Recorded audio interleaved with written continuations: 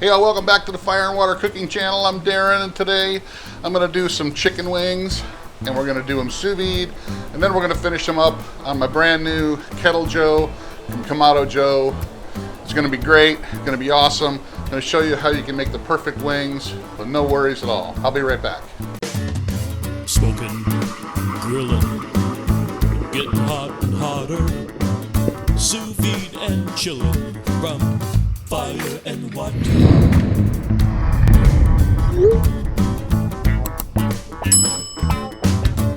Alright guys, sous vide chicken wings are one of my favorite things in the world because you can't mess them up.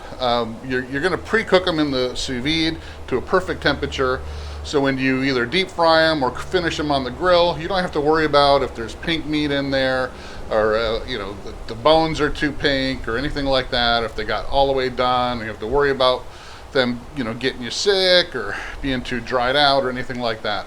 You're able to cook them at the perfect temperature in the sous vide, then finish them off and get either deep fried, or what we're gonna do is grill them up on the Kamado Joe Kettle Joe. We're gonna get them with the SloRoller, get some smoke to them, crisp up the skin, and make them just perfect. So the first thing I'm gonna do, I got two sets here because my some of my family members don't like spicy wings, so I'm going to make just a little bit of different. I'm going to use mesquite lime salt and garlic herb seasoning from Fresh Jack's, and then on another set I'm going to make with the sriracha sea salt from Fresh Jack's, a little bit spicier. So you can make seasonings, really don't matter too much. The reason I'm putting it in before the sous vide is because these both contain salt, and the salt's going to help brine. When you cook sous vide, you're cooking at a lower temperature. Lower temperature cooking's been proven to help the meat brine faster. So these are actually going to brine in the salt while they're cooking sous vide, which just helps the salt penetrate deeper. So you don't have to really brine for a long period of time before you cook. So it just helps the speed of the brining process, and you can knock out two birds with one stone. So first of all, I'm going to go ahead and use my sriracha sea salt in here, about 2 tablespoons, just kind of get it nice and coated.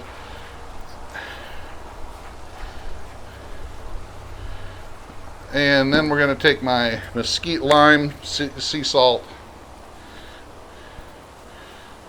about 2 teaspoons or 2 tablespoons. And add a little bit of the garlic herb seasoning just to get a nice savory flavor to these wings. And then all I'm going to do is kind of mush them around, get the rub all mixed up. You can use your hands if you want. I just don't want to right now because it gets my hands all gummed up.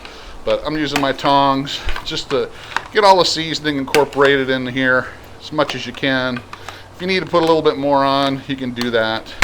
These are not exact measurements for sure, and some of this seasoning is going to come off into the bag juices anyway, so we can put a little bit more on now and then put a little bit more on later. So let's go ahead and get it all mixed up.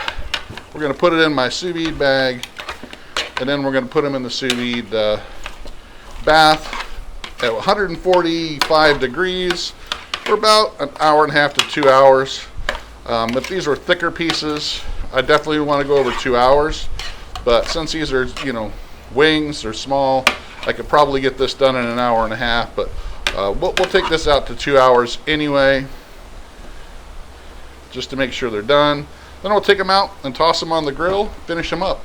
All right, I'm going to get these bagged up, and I'll see you back in a few minutes. All right, guys, I'm getting these bagged up. One of the things you want to do, just make sure you fold over the edge of your bag so that you can get a good seal on these.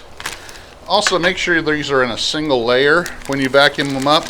You don't want these all bunched up, and you don't want 2 or 3 wings on top of each other. You want it to be a single layer so you can they can get cooked all the way and evenly. So make sure your bag's big enough to hold them as well. And that's it. We're going to get these sealed up, stuck in there. I'll be right back.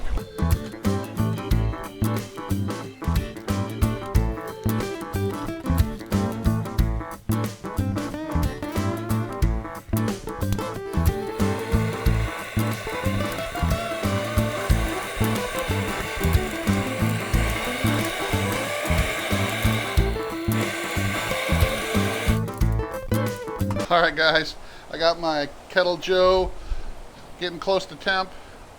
I'm gonna have it up to around 400, 425, and it's getting pretty close to that already. And I'm gonna go ahead and take these wings out. These are my hot ones. Remember, I want to keep these kind of separated so we know which one's which. So I'm going to put these all on this side. And I'm just going to take these all out and kind of pat them dry a little bit. Maybe put a little bit more of the seasoning on. And then we're going to toss them right on the grill.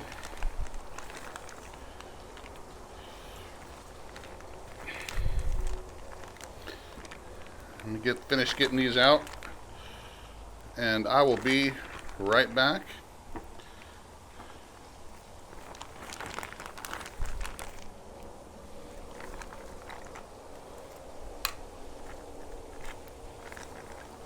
And last one in there. All right, I'll be right back, guys. All right, guys, these are ready to get on the grill.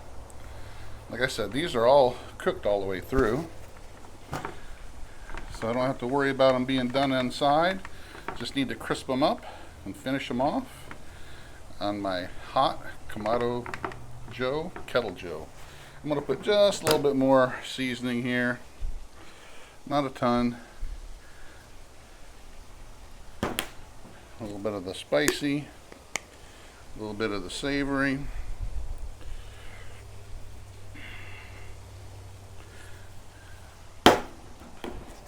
It's getting a little windy out here, so I don't want it to blow all over me.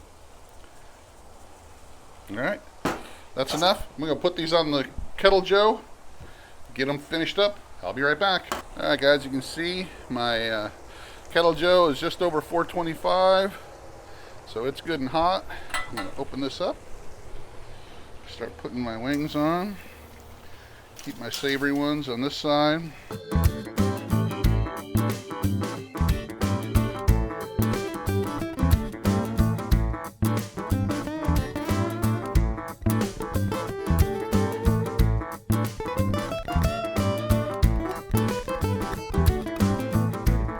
Alright, let these cook. And I'll be right back.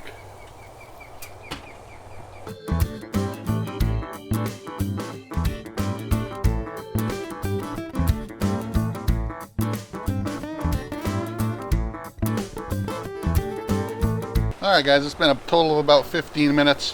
One of the things I wanted to give you a word of caution on the SloRoller here, since we're using that, you don't want to get that anywhere close to 500 degrees. So it's only made to go under 500 degrees. So you really, 450 is kind of the max you want to cook with the SloRoller in.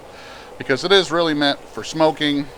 It's not really meant for searing or, hot and fast cooking. I put it in here because I wanted that extra smoke that the SloRoller is going to let me get on these wings while still cooking it at a higher temperature, over 400 degrees. But just don't ever get it anywhere near 500 or the thing will warp and melt out. Okay? Alright, I'm going to get these things off. Let's take a look at them. They look great. I'm going to take them off and have a test bite. I'll be right back.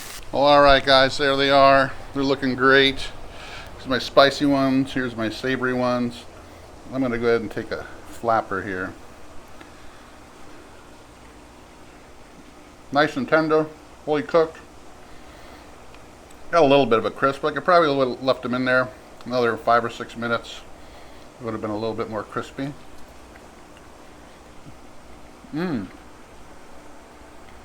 Really good taste.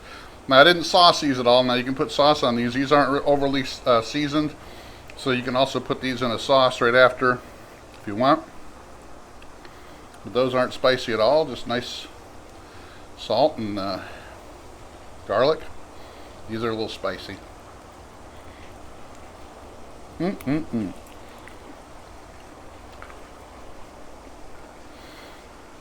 Fully cooked. A little crispy.